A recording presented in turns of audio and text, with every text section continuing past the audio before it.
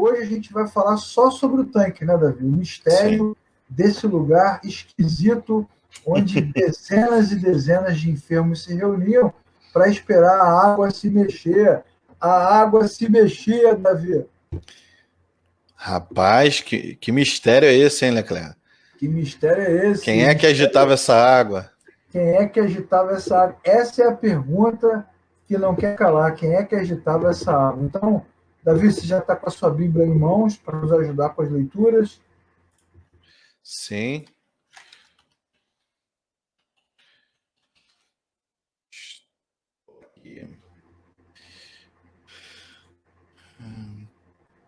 Você está com a Bíblia em mãos já para nos ajudar com as leituras? Qual versículo você precisa? O que vier. Você tem que ficar preparado. Tô aqui, tô aqui. Então tá bom, você fica preparado aí para o versículo que vier, tá bom? Tá bom, tudo bem. Vamos lá. Beleza. Então, vamos lembrar o que o João quer destacar no seu evangelho, qual é a mensagem principal que ele quer deixar para nós diante desse texto. Será que ele quer dizer para a gente, enquanto ele escreve, que havia um poder místico, miraculoso, que realizava milagres paralelamente ao ministério de Jesus? Será que essa que é a mensagem? Não.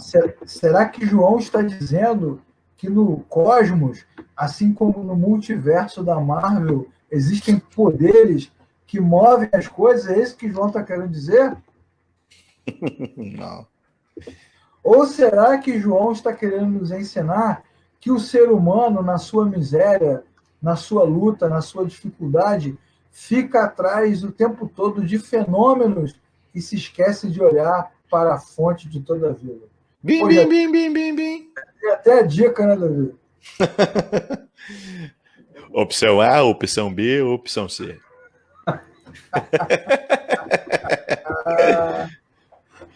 Bom, a primeira coisa que João vai dizer é que aquele enfermo estava naquela situação há 38 anos. Sim. Não é fácil não, né, Davi? Lê pra gente aí, por favor, João capítulo 5, a partir do versículo 1, e a gente vai interromper já, mas começa aí, lê a partir do versículo 1 para nós. Tá bom. Depois disto, havia uma festa entre os judeus, e Jesus subiu a Jerusalém. Ora, em Jerusalém há, próximo às portas das ovelhas, um tanque, chamado em hebraico Betesda, o qual tem 5 alpendres.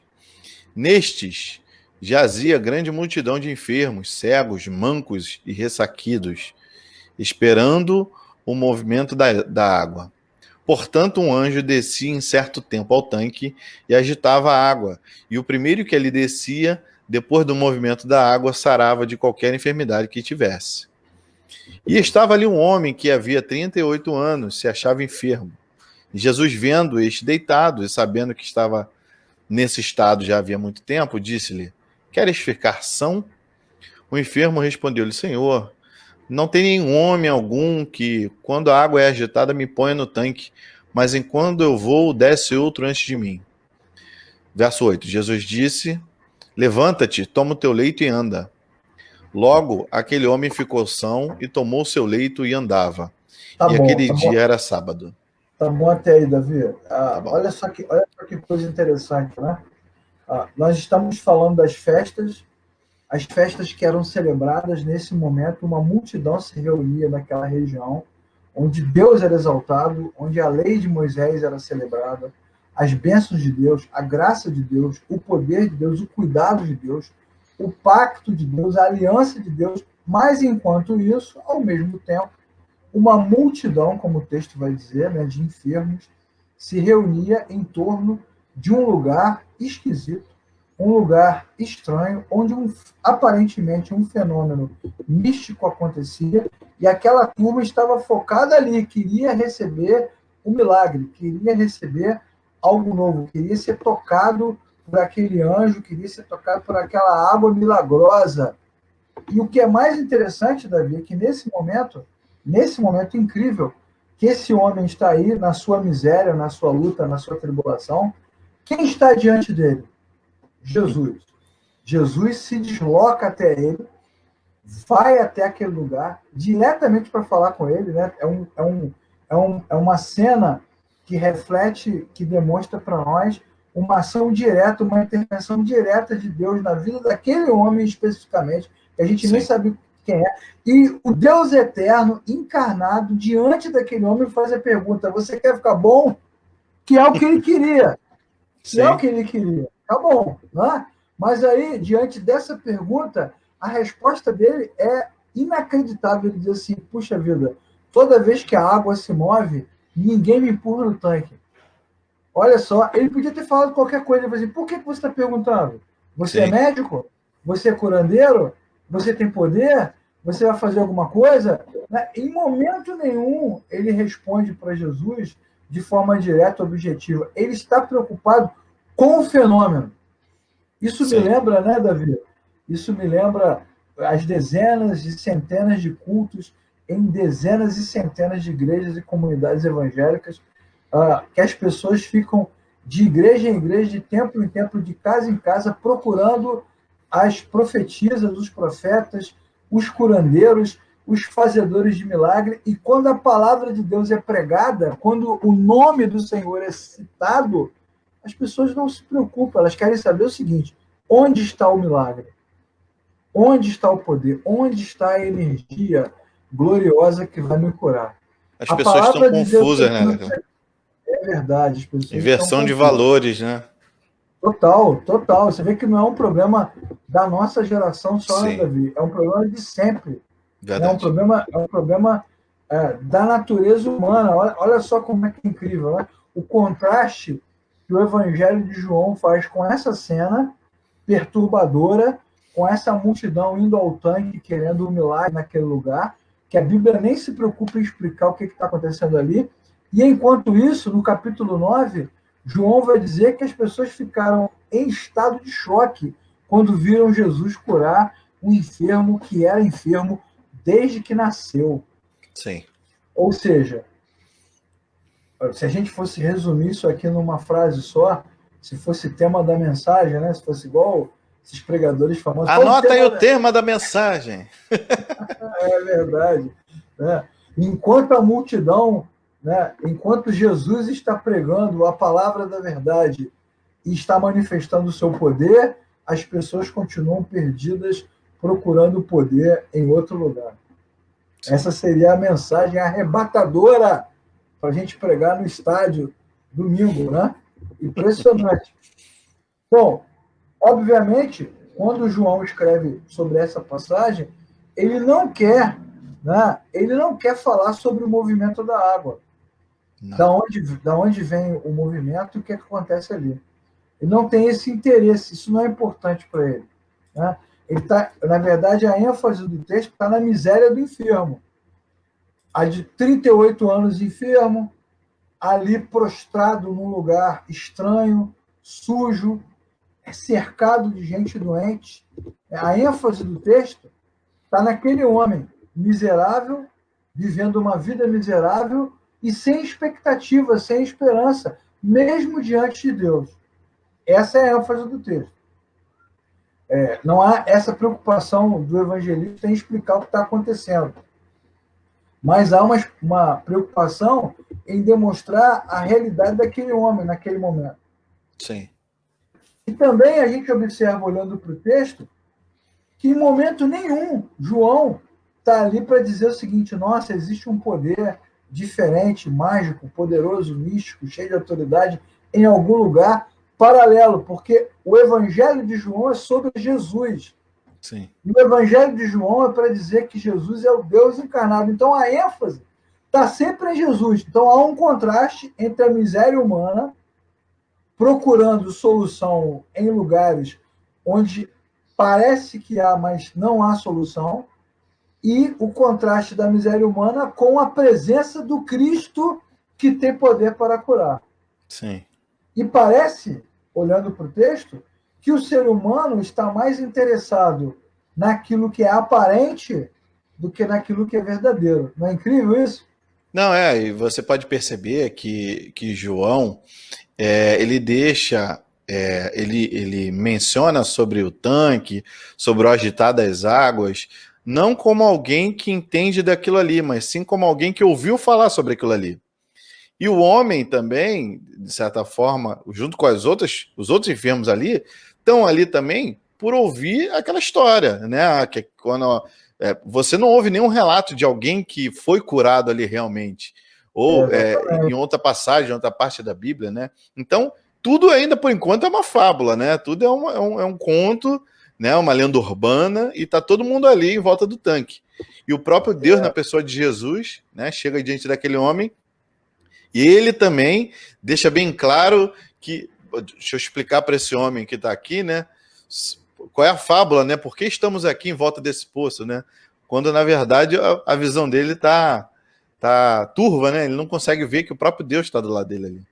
Pois é. E assim, e como essas situações, né, inexplicáveis, mal contadas, elas atraem as pessoas, né? Quando você tem gente doente na família, amigos doentes, né, enfrentando lutas, dificuldades, doenças, rapaz, as pessoas, quando estão desesperadas, elas não medem esforços para irem aos lugares mais distantes, nas situações mais esquisitas, se submeter a exigências, né, mais absurdas. Os caras fazem, porque eles querem solução, eles querem a solução. Então eles vão atrás da solução. É impressionante, né? Bom, o que a gente percebe quando a gente estuda esse texto? Como você falou, Davi, realmente é uma situação assim, inexplicável. E também é uma situação misteriosa. Sim. Não há indícios claros do que acontecia naquele lugar. Alguns autores acham que a corrente subterrânea, de vez em quando, se agitava e movia as águas, né? Tem até um caso outro dia que eu vi na Discovery, estava vendo aqui um documentário na Discovery sobre milagres relatados no mundo inteiro, porque algumas religiões, como a Igreja Católica, por exemplo, ela tem comissões que viajam, né? Vão até os lugares onde os milagres acontecem para constatar, né? Constatar aqueles milagres. E aí havia uma imagem de uma determinada santa que chorava, né? E as pessoas faziam romaria, fila para ir até lá, e era muita gente toda semana, todo mês ali diante daquela imagem, e a santa chorava constantemente, até que se descobriu, após pesquisa e investigação, que havia um vazamento naquele templo, que era muito antigo, e aquele vazamento ali permitia que o líquido escorresse pela imagem. Minava pela imagem, então, né? Pelo Rapaz, que coisa, né? E eu acho até que se você disser para as pessoas, não todas, mas algumas, se você disser para elas que é um vazamento, que aquela água está minando, que não é milagre, eu acho que está arriscado a pessoa não acreditar. Sim. Ela prefere ficar com aquela experiência do que encarar a realidade. Então, é o famoso efeito placebo, né, Leclerc? Eles se apegam a uma realidade que traz conforto, mas que no final não tem eficácia, né? Não tem. Então, assim, você chega com a verdade, com o conhecimento, fala, ó, isso aí é algo material que acontece, não tem nada espiritual aí envolvendo. E a pessoa, não, você está errado, você é um descrente, você é frio, né? Quando na verdade não. Imagine se nós também, como estudantes da Bíblia, estudantes da teologia, ficássemos aqui gastando horas e horas tentando descobrir o que acontecia no tanque. Aí nós teríamos que perguntar, o que é importante para nós quando estudamos a Escritura? O que Jesus diz ou os fenômenos que acontecem ao redor? Uma coisa que nós precisamos lembrar, né, por exemplo, a lei de Moisés, ela dizia o seguinte: não consulte necromantes, não procure esses gurus, profetas, líderes que fazem consultas aos mortos. Não procurem outros deuses. Não conversem com árvores, com estrelas, com animais. Porque a questão toda não é se a estrela fala ou se os mortos voltam. A questão está na sedução, na atração e na ilusão que todas essas coisas exercem sobre o homem, que está num momento de miséria. Porque quanto mais miserável o homem é, mais crédulo ele fica. Verdade. a soberba, o orgulho do homem, né, quando ele está bem de vida, com saúde, com dinheiro, né, isso tudo faz com que o homem tenha pouca fé nas coisas. Agora, quando o camarada está fragilizado, miserável, sofrendo, ele acredita em qualquer coisa, meu chapa. Acredita em qualquer coisa. E Deus está dizendo na lei de Moisés o seguinte: não façam essas coisas, confiem em mim, confiem na minha palavra, confiem na minha presença. É incrível, né? Me lembra Sim. até a passagem a passagem que conta que quando Moisés subiu ao monte para pegar a lei, para pegar as tábuas da lei e receber de Deus, né, a formulação da aliança, enquanto ele estava no alto da montanha, o povo de Israel fez um bezerro de ouro. Por quê? Por causa desse apego, dessa inclinação que o homem tem a imagens, a coisas, a fenômenos religiosos. E Deus disse para Moisés: é melhor você descer, porque a galera lá embaixo está meio confusa, né? Como você falou. É incrível, né, cara? É Sim, sim. incrível. Outros autores acreditam, muitos, que eram espíritos, né? Que eram demônios que agitavam a água, que Eles moravam. tinham, naquela época eles tinham essa crença, né? De que haviam demônios, espíritos que moravam no elemento, né? Na árvore, na água. Isso, Então, exatamente. logo, se está acontecendo alguma coisa na água, é um espírito da água. Nos tempos de Exato. hoje, seria talvez Iemanjá ali, né? Não, eu acho que não. Ou Eu acho que Poseidon. eu nem sei se chega a ser uma divindade, né? Mas assim, alguma coisa. Porque o ser humano é assim, é o que a gente está dizendo, né? Nós que somos cristãos entendemos que a palavra de Deus é luz para tirar o homem dessa escuridão. Agora, enquanto a luz não entra, a escuridão permanece. E esses fenômenos, né? Quantos de nós aqui assistindo essa aula já não colocaram a mão num copo ou num prato e ele se espatifou? Já aconteceu com você, Davi? Poxa, hoje eu toquei aqui numa estante e tomei um. Não, é sério, tomei um choque, né? Aquele choque de energia estática, né? Que logo a gente vincularia o quê?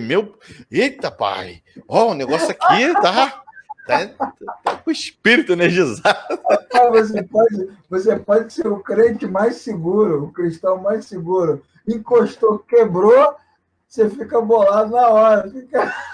Passou um ventinho aqui atrás, né, Leclerc? Deu aquele arrepiadinha. Rapaz, ó, o anjo passou. Nós somos suscetíveis às experiências, né, cara? Somos suscetíveis às experiências. Mesma coisa com relação à vidência. Né? Chegar alguém, Davi, eu estava aqui em casa agora e eu vi uma coisa. Aí você, cara, você já tem uma inclinação automática para acreditar. Às vezes é uma aberração, uma coisa que não tem pé nem cabeça. A gente acredita de qualquer forma, né, cara? Não, a gente está mais vacinado agora, né? Mas se fosse antigamente, se a pessoa falasse assim, ó, Deus falou comigo, eu tive um sonho, eu tive uma Acabou. visão. Acabou. É Acabou. Ela, verdade. ela tinha toda a atenção da nossa por conta A gente, da nossa a gente inclinação realmente pro místico, A né? gente tem uma inclinação, né? Uma inclinação incrível à experiência. Então não é assim, não é exclusividade daquele tempo e nem é um fenômeno que nos causa espanto, né? Isso aí é normal. Qualquer fenômeno não explicado, não natural, atrai as pessoas. As pessoas se sentem atraídas por isso. Inclusive muitos afirmam, né, Davi, que naquele tempo as pessoas acreditavam que as águas, qualquer água, rio, mar, correnteza, a água era sagrada. A água era sagrada. Tinha uma energia na água, tinha um negócio na água. Então, já rolava. No vídeo Mas, anterior, na mas aula água corrente, né? Água parada, não. corrente, no vídeo anterior, a gente fala sobre isso, fala sobre a filosofia grega, né, sobre alguns generais romanos que ofereciam sacrifícios como oferta aos rios antes de cruzar os rios. Então, Sim. acreditava-se que havia poder nas águas naquele tempo. Então, as perguntas são essas. Essa história do tanque é um mito? É uma lenda? É uma crença? É folclore? É uma historinha? É um mistério, como diriam os pentecostais? É mistério, irmão? Né? Mas o que acontecia nesse tanque? O que acontecia ali? O que rolava naquele lugar? Bom, se isso fosse o assunto central da Escritura, a Escritura nos explicaria. É uma coisa Verdade. que a gente já falou várias vezes aqui, né? A Bíblia, ela conta muitas histórias e traz muitos elementos, muitas referências, e não se aprofunda essas questões porque são paralelas. Elas não são o ponto central, né? Não são o aspecto central do que está acontecendo. Né? A gente não sabe, por exemplo, o que acontecia no tanque, a gente também não sabe os fenômenos que os profetas de Baal promoviam na antiguidade. A gente também não sabe como é que os magos do Egito imitaram os milagres que Moisés realizou, porque eles imitaram. Sim. Moisés transformou o cajado em serpente, eles também fizeram. A água em sangue, eles também fizeram. Olha, então os caras conseguiam fazer. Como que eles conseguiam fazer aquilo? A gente também não sabe. A gente não sabe também um monte de coisas que a Bíblia não vai explicar, porque a história da Bíblia é sobre Deus, sobre o plano redentor e sobre Cristo, sobre como a ação de Cristo ocorre na nossa vida e como, principalmente, Davi, como o encontro do homem com Cristo liberta ele dessa ilusão. Porque é uma Sim. grande ilusão, né, cara? Imagine Sim. quantos egípcios os magos enganaram naquele momento que Moisés estava lá. Né? Eles foram enganados. Sim, verdade. Né? Queria ler uns textos com você, Davi. Mostra Vamos lá. toda a sua habilidade agora bíblica. Deuteronômio. Deuteronômio, capítulo 4, do versículo 15 ao versículo 19. Tá.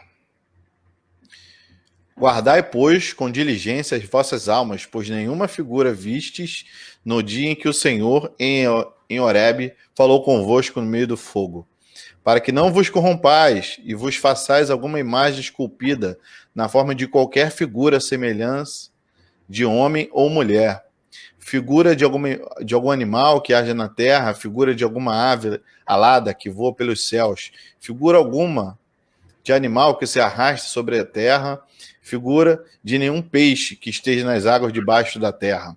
Que não levantes os teus olhos aos céus e vejas o sol e a lua e as estrelas, todo o exército dos céus, e seja impelido a que te inclines perante eles e sirvas aquelas que o Senhor teu Deus repartiu a todos os povos debaixo de todos os céus. Legal, Davi. Então, enquanto você procura Abacuque, Davi, Abacuque, capítulo 2, versículo 19, eu vou explicar esse texto de Deuteronômio rapidinho. Olha só o que a Bíblia está dizendo. Quando vocês foram ao Horebe, quando vocês fizeram o pacto com o Senhor, vocês não viram nada, não viram imagem, não viram fenômeno, não tinha nada lá para vocês verem. Então não caiam nessa esparrela, não se deixem enganar por qualquer tipo de proposta que traga imagens semelhante aos animais, aos peixes, às estrelas ou qualquer outra coisa. Não se deixe enganar, é isso que o texto está dizendo, porque o ser humano já tem uma inclinação natural, né, dentro dele a aceitar qualquer coisa que se pareça com Deus ou com uma divindade, principalmente quando ele está vivendo um momento difícil. E aí o texto ele é muito objetivo, né? Lembrem-se da aliança. Quando a aliança aconteceu, vocês não viram alguma coisa. Então não façam imagens para traduzir algo que vocês não viram. Porque as imagens são ilusão. Fala aí, Davi. Abacuque 2,19.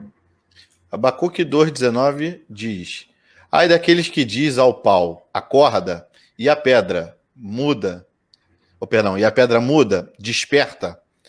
Pode isso ensinar? Eis que está coberto de ouro e de prata, mas dentro dela não há espírito algum. Isso, agora ele está falando o seguinte, das imagens que são feitas, né?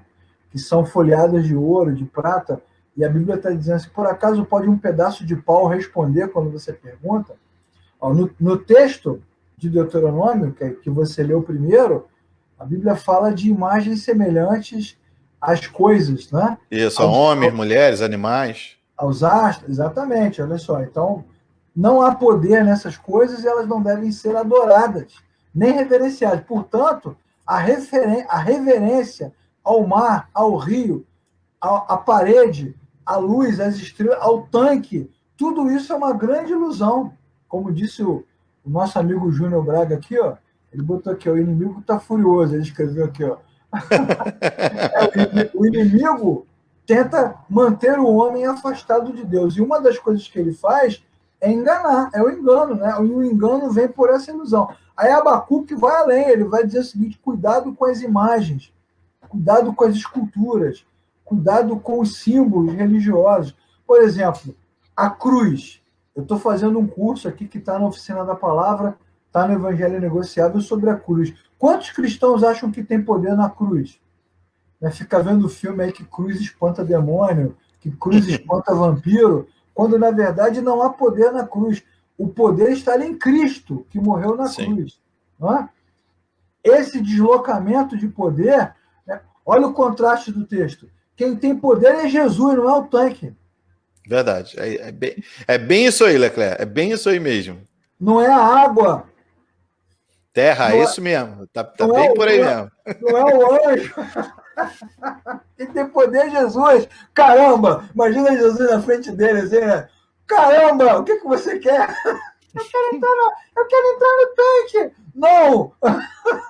Não, errado. Mas eu quero que alguém me empurre no tanque. Eu mesmo vou te empurrar no tanque, eu não estou te aguentando mais. Davi, vamos ler Romanos. Deixa os outros textos aí para o pessoal que está estudando com a gente ler em casa, meditar. E são textos que vão repetir os mesmos ensinamentos. Voltando ao conceito de Deuteronômio, que é o conceito-chave, né? O que o texto está dizendo? Não se apeguem a coisas, porque o poder está em Deus, não está nas coisas. Inclusive, Davi, né, é uma passagem legal. Você lembra daquela passagem bíblica, quando o povo de Israel estava no deserto e estava morrendo de sede, eles queriam água. E Deus disse a Moisés assim: fale com a pedra. Lembra dessa passagem? Fale com a pedra. Diga para a pedra para que ela dê água. Diga para ela assim: pedra, dê água. Deus deu a Moisés a autoridade. Nesse momento, o que Moisés tinha que fazer? Confiar em Deus. E fazer exatamente. E obedecer. É exatamente o que a Bíblia vai falar, né? A relação entre fé e obediência. Só que Moisés já estava quicando. Ele já não estava aguentando mais. Ele já estava por aqui com o povo de Israel. Ele pegou o cajado, o mesmo cajado que ele usou para tocar no rio Nilo e virar sangue diante dos olhos dos egípcios. O mesmo cajado que ele estendeu para abrir as águas do mar diante dos olhos de milhares de hebreus. Esse cajado que ele usou para fazer essas coisas incríveis, ele pega o cajado e bate com o cajado na pedra, desobedecendo ao Senhor. O que está implícito, então, nesse momento, Davi? O que o pessoal entende quando olha para essa cena? Que o poder está no cajado, né? Que o poder está no cajado. Que o cajado é místico. Sim. Igual o tanque. Que o poder está no tanque. Como o povo de Israel, olha só como isso é importante, porque quando Moisés bate com o cajado na pedra, a Bíblia diz que Deus reprovou a atitude de Moisés e por causa dessa atitude, ele foi proibido de entrar na Terra Prometida. Porque é como se Deus dissesse assim: você pegou a minha glória e transferiu para um cajado, para uma vara. É muita derrota. Pegou toda a minha glória, então agora o povo confia mais no cajado do que eu. Vou citar outra passagem, que é a passagem do primeiro livro de Samuel, quando o povo de Israel está sendo pressionado pelos filisteus, a batalha ficou terrível e, de repente, um general grita: tragam a arca! E aí os caras vão no templo, no tabernáculo, né? Ainda era o tabernáculo, pegam a arca e o povo se alegra e celebra. Agora não tem para ninguém, parece até Indiana Jones. O poder está na arca. Só que a Bíblia diz que o general filisteu deu um brado de guerra. Rapaz, eu chego a ficar arrepiado quando eu lembro dessa passagem. E ele gritou assim: filisteus, a arca dos israelitas veio, lutem com bravura. Rapaz, os filisteus engoliram Israel com arca e tudo. É. Porque não tem poder na arca. O poder é de Deus, cara. Sim. E aí, milhares e milhares de anos depois, no mesmo tempo em que o Messias aparece, e aparece no dia da festa dos tabernáculos, que é a festa que celebra a vinda do Messias. E o Messias está ali. O povo continua miserável.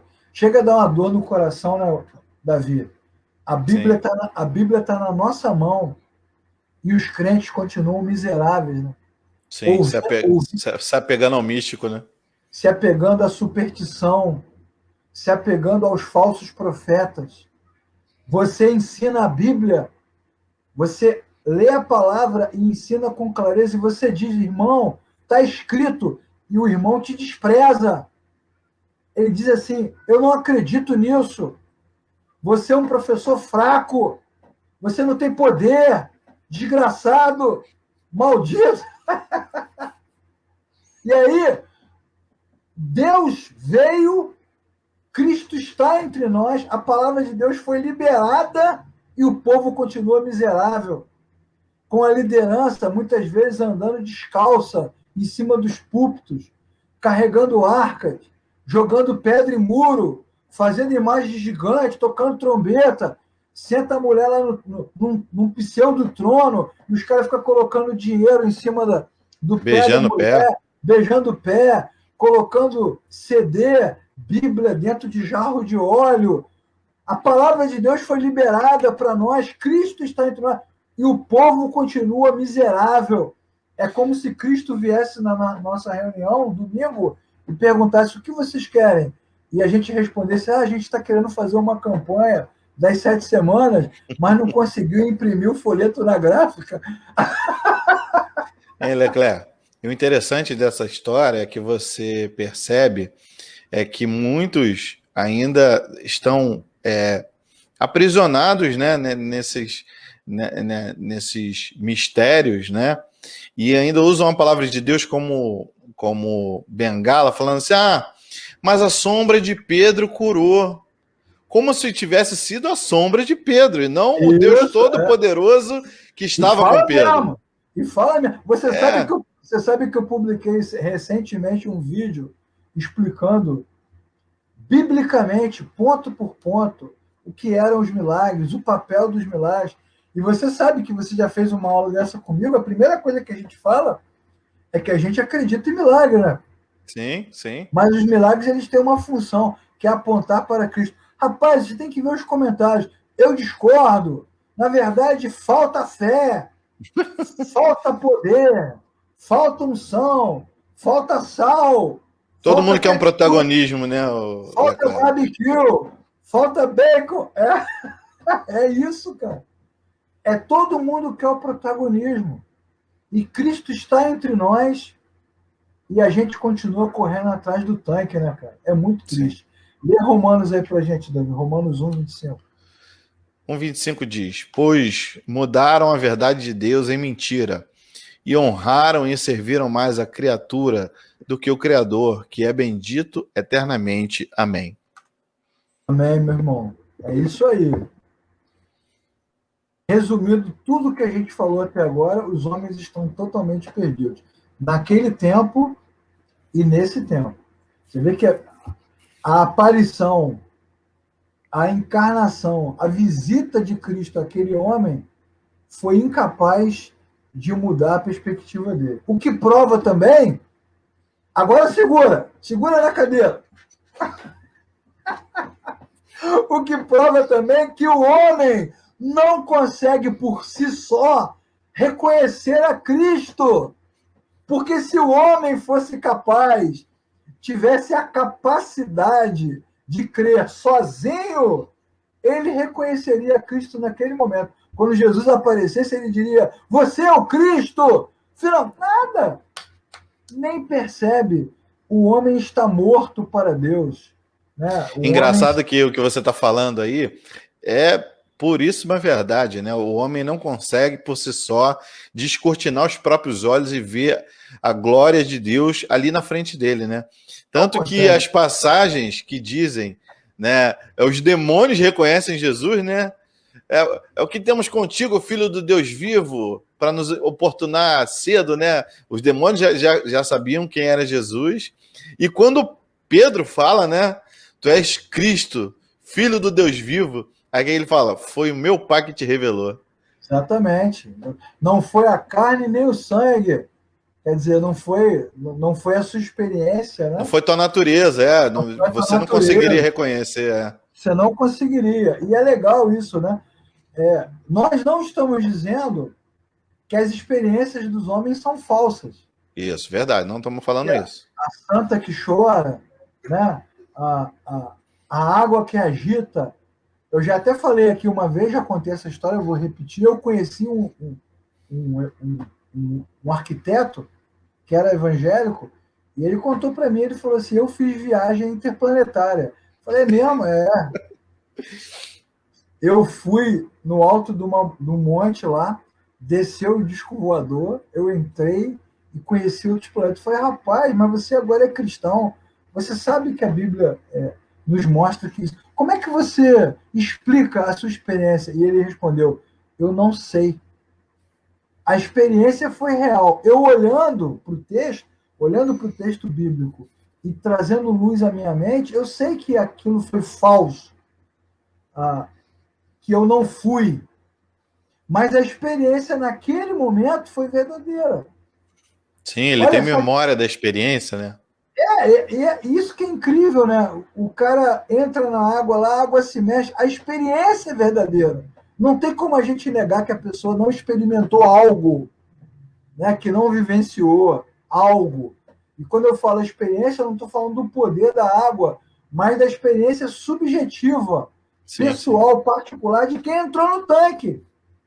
E outras coisas mais. A experiência é verdadeira, né? O cara que vai lá fazer o caminho de Santiago de Compostela, né? O cara que vai lá no Peru, lá no Machu Picchu, né? Machu Picchu, o cara fala, não, ou então vai para o meio da floresta. A experiência, o ser humano está sempre atrás da experiência, da transcendência, e nunca do Criador. Verdade. E isso acontece também nas nossas igrejas. As pessoas vão atrás das experiências e não de Deus. E as experiências são verdadeiras, como diz o texto de Mateus 7, mas, Senhor, em teu nome nós fizemos maravilhas. E Jesus fala assim, eu não sei nem quem vocês são. Então, a experiência do cara é real. Entretanto, né, apesar da experiência ser real, aquilo que ele experimentou não necessariamente significa que veio de algo verdadeiro. Sim. Foi uma grande ilusão. E aí é que entra o inimigo. É aí que entra o inimigo, enganando, né? Enganando o homem. O Deus desse século enganou o homem para que ele não entenda, para que ele não compreenda, para que ele fique confuso. E as pessoas ficam muito confusas, né, Davi? Demais. Quando elas não sabem explicar o que acontece, aí que fica mais confuso ainda e repassa para outras pessoas essa confusão. Verdade. Aí vira um mito, vira um folclore, vira uma lenda, vira tudo isso. Verdade. Aí a gente tem que aproveitar esse momento para falar. Sabia que aqui em Campo Grande, tem um famoso monte aonde você vê brasas de fogo assim na graminha. Aí eu vou lá, quero ver se essa brasa de fogo. Não vi. Algumas pessoas tiveram essa experiência, eu não tive. Isso. Pois é.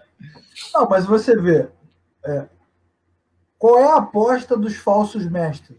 Qual é a aposta das lideranças? Manipular as pessoas a partir das experiências. Sim. Eventos enormes, programações grandes, lugares lotados, apelo emocional. Então as pessoas vão tendo experiências, e as pessoas então começam a acreditar nas coisas. O cara não leva para casa, leva para casa rosa, pedaço de madeira, miniatura da arca. Toalhinha suada. Toalhinha suada. Parece até o tempo das indulgências, né? Fio de cabelo de Jesus, cravo que foi arrancado da cruz. As pessoas acreditam. O ser humano vai acreditando. Ele só não acredita na palavra de Deus, por quê? Porque não depende dele. Ele precisa de uma revelação para acreditar. Agora, no resto, está valendo. Está valendo. Portanto, qual é o tema do texto? Do que fala o texto de João? O texto do capítulo 5 de João é um dos textos mais significativos da Escritura, porque ele fala exatamente do encontro da miséria humana com o Salvador. Foi para isso que Cristo veio, para nos tirar do estado de miséria. Porque aquele cara lá, aquele maluco doente lá no tanque, somos nós, Davi. Sim. Homens e mulheres enfermos. As pessoas não conseguem enxergar isso, né? Tem um olhar para essa passagem, para esse enfermo, né? Como se alguém fora da sua realidade. Mas, pelo contrário, está mais próximo da nossa realidade do que fora, né? Na verdade, ele nos representa, sim. Eu tenho certeza que o cara vai assistir essa aula, ou cara a cara, e vai dizer assim, tá errado! Você é incrédulo! O Carax. Mas o texto é muito bonito, cara. É sim, verdade. Jesus deixa a festa, vai andando. Por que aquele homem? Aquele homem ele é só uma representatividade. Ele representa centenas, milhares de outros homens. Jesus vai até aquele homem no estado de miséria. É o Salvador. O Salvador que vai na direção do homem pecador. Aqueles que andavam nas trevas viram uma grande luz. Deus amou o mundo de tal maneira que enviou o seu Filho.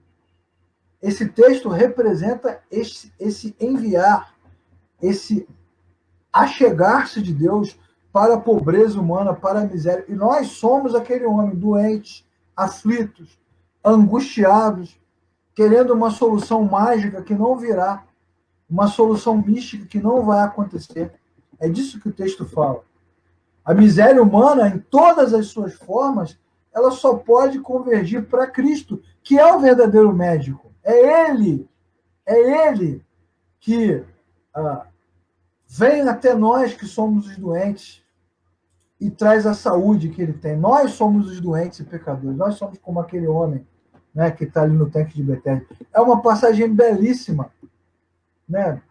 E extremamente, como é que eu posso dizer? Reconfortante, né, Davi? Sim, reconfortante. Que não importa o tempo, né, que a gente está nesse estado, talvez, usando essa palavra, catatônico, né? A gente não consegue perceber a realidade, a verdade, mas a verdade, ela vem até nós, né? O Evangelho de Cristo, ele chega até nós. E isso traz toda a transformação. É só você comparar esta passagem com a parábola ou com as 3 parábolas de Lucas. Alô, turma que está assistindo, venham a Campo Grande ouvir as reflexões sobre as parábolas. Todo domingo. A parábola do homem que deixou as ovelhas no redil e foi atrás da ovelha que se perdeu. Né?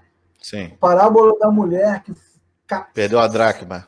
Em busca. Isso é muito legal, cara. É o Deus eterno indo atrás. Isso é muito legal. Me lembra até um hino da harpa cristã, antigo, né? O bom pastor buscou-me lá longe do redil e com ternura achou-me, sozinho, triste viu. Muito legal, cara. Sim. Jesus salvou-me com amor. Ele mesmo. Tá entregando a idade de novo. Não, que entregando a idade nada. Entregando a idade nada. Jesus Por sinal, sabe... se você que está assistindo essa live, você deixa aí nos comentários o parabéns para o professor Leclerc, que fez aniversário segunda-feira, no Dia Internacional das Mulheres. Deixa aí teu parabéns. Se a aula acontecesse no dia, eu viria de rosa em homenagem a ela. Mas não aconteceu. Rapaz, Jesus sabe e vê qual é a nossa condição. Jesus sabe e vê qual é a nossa condição. E a presença de Jesus ali é uma resposta à palavra daquele homem. Eu não tenho ninguém que me jogue no tanque. Ele não tem ninguém. É isso. O homem somos nós. Não temos ninguém, né? Não temos ninguém, cara. Então Jesus está dizendo, eu estou aqui. Jesus está dizendo, eu estou aqui. Não precisa de ninguém, não. Estou aqui. Exatamente, eu estou aqui na sua direção. Coisa linda, né? Agora eu quero destacar alguns pontos, já indo para o final da nossa aula de hoje, para derrubar toda essa teologia maluca, essa teologia brasileira louca, que engana as pessoas, dizendo que se você tiver fé, você vai mudar isso, vai mudar aquilo, vai fazer. Entretanto, todavia, contudo, este homem não tem fé. Este homem não acredita em nada. Este homem está perdido. Ele nem sabe o que está acontecendo. Eu só E não acredito ali reconhece. no folclore do tanque. Exatamente. Ele tem uma fé perdida. Muito bem colocado, Davi. Muito bem colocado. Quantas e quantas igrejas, líderes, pastores ensinam que a nossa fé, que a nossa oração, que a nossa declaração, que o nosso louvor mexe a mão de Deus. Quantas e quantas vezes? O secret, né? O que o seu pensamento positivo vai mexer com Deus a ponto dele fazer o que você quer. Vai Ou seja, constranger Deus, vai colocar Deus contra a parede. a vontade de Deus se torna secundária à vontade do homem, né? Pois é, mas esse texto é para acabar com essa conversa, né? Esse homem está perdido, ele sequer reconhece. Entretanto, o que aconteceu no texto? Ele não sabe, ele está perdido, Jesus ignora ele e fala assim, tome a sua cama, levante-se, tome a sua cama e ande. Jesus ignora o cara. Vou falar igual aqueles pregadores americanos agora, Davi. Jesus libera uma palavra para ele. Jesus ignora ele. Então, a fé daquele homem não move a mão de Deus, porque a fé não move a mão de Deus, gente. A fé que nós temos, ela é que nos move, porque é o próprio Deus que coloca a fé. Verdade. A fé vem pelo ouvir, e o ouvir vem pela palavra. A palavra de Deus enche o nosso coração de fé. Então, não é a fé que move Deus, é Deus que nos move através da sua fé. Exatamente. Então, na verdade, a fé responde à palavra. Quanto mais nós conhecemos a palavra e ouvimos a palavra, mais a fé responde. Quando Jesus fala assim, levante-se, ele levanta. Ok? E Jesus faz algo que nenhum tanque, nenhuma água pode fazer. Então eu digo a você que está assistindo essa aula com a gente, não se apegue a líderes, lugares, pessoas, montes, vales, sítios, reuniões, cultos. Não se apegue a panos, toalhas, rosas, dias, sal, saquinhos, vidros, óleos, kits de óleos, bandeira. Você não. Apito, você não precisa. Se você nasceu de novo, dentro de você habita o mesmo Espírito que ressuscitou Jesus dos mortos. Não precisa de nada. Então, o que Jesus fez nesse lugar não é um sinal, ok? O que Jesus fez nesse lugar foi ter misericórdia num lugar que se chama Betesda. Lugar de misericórdia. É um lugar de misericórdia. Muito bacana. Né? Ele demonstrou graça, demonstrou misericórdia para com o homem pecador que somos nós. É assim que Deus faz com o homem. Demonstra profunda misericórdia. Né? Como diz o texto de Efésios, né? Deus demonstrou seu grande amor e a sua grande misericórdia, seu amor para conosco, estando nós ainda mortos nos nossos delitos e pecados. Ele veio na nossa direção. Estabeleceu paz com ele mesmo. E agora nós somos homens e mulheres sem culpa, sem peso, porque ele assim quis fazer. E aí, você que está acompanhando aí, chegando ao final, poderia dizer, poxa, que história bonita, né? Eu fico imaginando que diante disso tudo que aconteceu, tantos e tantos homens e mulheres que assistiram isso ao vivo devem ter glorificado Jesus. Fico imaginando que os líderes religiosos daquela época devem ter se juntado para dizer, bendito Cristo. Eu lembrei agora, Davi, de uma pessoa que eu conheço que falou que começou a fazer uma reunião de oração na casa dele, uma reunião de oração. Ele estava se reunindo para orar. E aí a liderança da igreja dele disse que ele tinha que parar, porque ele não tinha autorização. Ele só poderia fazer a reunião de oração. Ai, meu Jesus. Cara, inacreditável, inacreditável. Jesus curou o cara que há 38 anos estava doente. Jesus demonstrou o seu poder divino. Nem encostou no cara, falou: esteja curado, levante-se. Rapaz, e aí o que aconteceu? Né? Aconteceu que era sábado. Ou seja, Jesus foi misericordioso, salvou aquele homem, curou ele e arrumou a treta. Aí eu disse, pastor, eu estou fazendo uma reunião de oração na minha casa. É uma bênção. Quem te autorizou a fazer reunião? Que autoridade você. Pastor, nós estamos lendo a Bíblia e orando. Está acontecendo um grande quebrantamento na minha família. Quem te deu autorização para se reunir? Nada mudou, Davi? Nada. Continua tudo do mesmo jeito. Olha só que coisa incrível, né? O homem está perdido, ok? O homem está perdido. Cego na sua própria miséria. Beleza, né? Aí o Salvador vem na sua direção.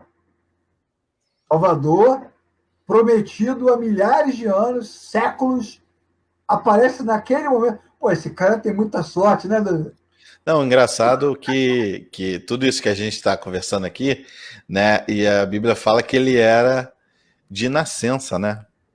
Então, assim, o pecado, né, original que está em nós, né? Nem ele quer dizer, até ele tem que se dobrar ao Salvador, né? O Salvador aparece, então não há tempo, né? Nem data, nem ele Aí transforma tudo. o Salvador na frente do cara traz luz, aquela escuridão pela sua palavra. Ele solta a palavra. Levante-se! Dá um brado. E aí o que acontece? A igreja glorifica de pé? Não. Traz confusão. Não, interessante, né, Leclerc? Aquele homem nunca ficou de pé. Como é que ele entendeu o comando de Jesus, né? Para tu ver como é poderosa a palavra de Deus, né? Ela traz mesmo conserto à humanidade, né? Levante-se. Pois cara. Ele não tinha essa referência, né? Aí rolou uma confusão. Assim, tá todo mundo em crise, né? E agora? Quem é esse cara que faz milagre, pô, no dia da festa do tabernáculo, num sábado ainda? Como? E aí a pergunta agora é essa, né? Por que essa cura trouxe confusão? Por quê? Por que as pessoas se apegam a questões paralelas? Ora, então eu convido você que está aqui assistindo a estar com a gente semana que vem, né, na próxima quinta, nesse mesmo bate-horário, nesse mesmo bate-canal, para a gente estudar mais sobre esse conflito, o que leva os religiosos daquele momento e tantos hoje a olharem menos para Cristo e mais para coisas que não têm importância.